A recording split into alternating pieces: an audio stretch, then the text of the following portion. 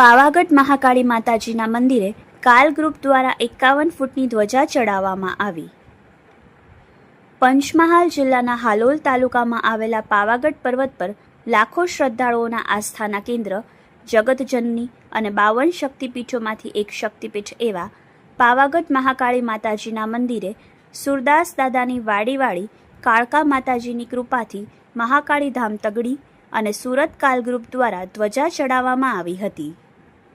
ઘોઘા તાલુકાના તગડી ગામે આવેલ સુરદાસ દાદાની વાડીવાળી કાળકામાના માય ભક્તોના કાલ ગ્રુપ તગડી અને સુરત શહેરના કુલ 200 જેટલા લોકો પાવાગઢ શક્તિપીઠ ખાતે ડુંગર પર બિરાજમાન મહાશક્તિશાળી મહાકાળી માતાજીના મંદિરે 51 ફૂટની ધ્વજા ચડાવવા માટે પહોંચ્યા હતા,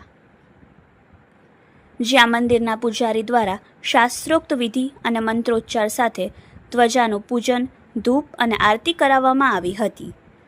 ત્યારબાદ ઢોલ નગારા સાથે વાજતે ગાજતે ભક્તો દ્વારા માતાજીના શિખરે ધ્વજા ચડાવવામાં આવી હતી અને ભક્તોએ માતાજીને 2 હાથ જોડી વંદન કર્યા હતા અને તેમનું સ્મરણ કરી સુખ, શાંતિ, સંપત્તિ અને સારા જીવન તેમજ સૌભાગ્ય સમૃદ્ધિ માટે પ્રાર્થના કરી ધન્યતા અનુભવી હતી.